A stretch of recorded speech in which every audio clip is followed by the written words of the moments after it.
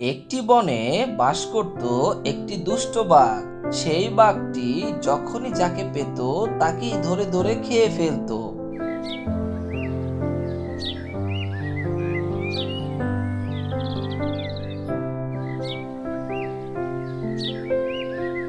আহ, কি সুস্বাদু খাবার! যে না খেয়েছে সে বুঝবেই না এই খাবারের স্বাদ কি। আমি রোজ রোজ এই খাবারগুলো উপভোগ করি। যদি আমার মতো কেউ এরকম শক্তি বানাতে চায়, সে যেন এরকম কচি কচি খাবার খায়। যাই, দেখি আর কোথাও কোনো খাবার পাই কিনা। এরপর দুষ্ট বাঘটি আবারও খাবার সন্ধানে বেরিয়ে গেল।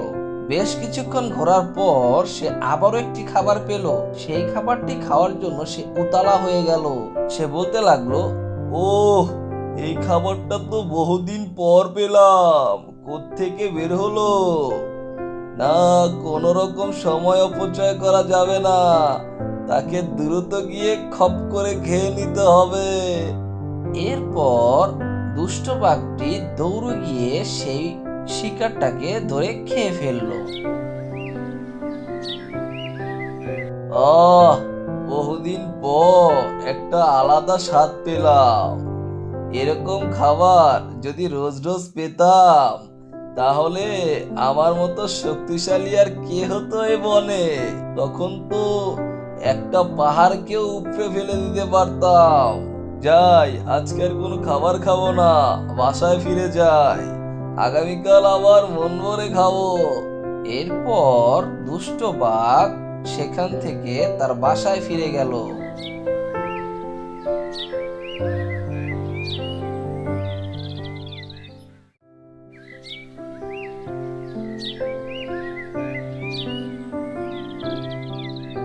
পরদিন সকালে দুষ্ট বাঘ যখন বাসা থেকে বের হলো, সে কোনো খাবারই পেল না। তখন সে প্রচন্ড ক্ষিপ্ত হয়ে গেল। কি ব্যাপার? এই বন থেকে খাবারগুলো উধাও হয়ে গেল নাকি? প্রতিদিন দুটো তিনটে করে খাবার খেতাম, এখন তো একটা খাবারও জুটলো না। কি করা যায়? ভালোই লাগছে না, প্রচন্ড খিদে পেয়েছে। একটা কাজ করি, যাই পাশের বনে গিয়ে দেখি কোনো খাবার পাই কিনা। একটা পর্যায়ে সে হাঁটতে হাঁটতে হঠাৎ একটা ছানার সামনে গিয়ে পড়ল। আর ছানাটাকে দেখে সে তার লোভ সামনে রাখতে পারলো না। সে ভাবলো সারাদিন না খেয়ে থাকতে থাকতে তার পেটে চোয়ার পড়ে গেছে। এখন যত দ্রুত সম্ভব সেই ছানাটাকে তার খেতে হবে। তাই কোনো রকম চিন্তা না করে সে ওই ছানাটাকে খেতে গেল। না, পেটে প্রচুর খিদে পেয়েছে। এখন যদি আমি ওই ছানাটাকে না খাই, তাহলে মনে হয় দাপড়াতে দাপড়াতে আমি এখানেই শেষ হয়ে যাব। দ্রুত গিয়ে ছানাটাকে খেয়ে ফেলি, তাহলেই শরীরের শক্তি ফিরে পাবো।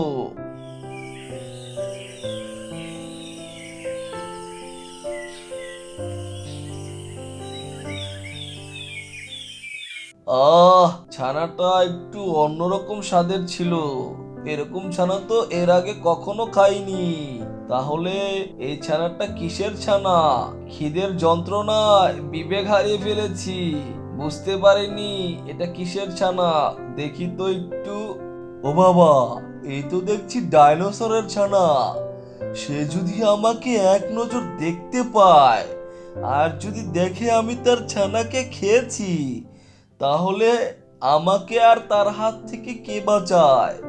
দ্রুত এখান থেকে পালাই, তা না হলে কপালে দুর্ভোগ আছে। যখনই দুষ্ট বাঘটি পালাতে যাবে ঠিক তখনই সেখানে ডাইনোসর চলে আসলো। আর ডাইনোসর এসে যখন দেখলো তার ছানাটাকে দুষ্ট বাঘ খেয়ে ফেলেছে, তখন সে দুষ্ট বাঘটাকে তাড়া করলো।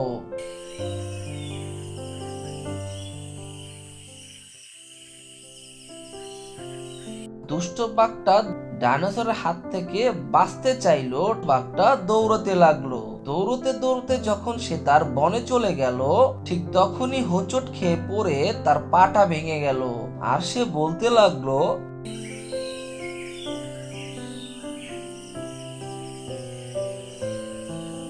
ওরে বাবা রে, আমার পাটা ভেঙে গেল রে। এখন আমি খাবার খাবো কি করে রে? ওরে বাবা রে, আমার পাটা ভেঙে গেল রে। এখন আমি খাবার খাবো কি করে রে?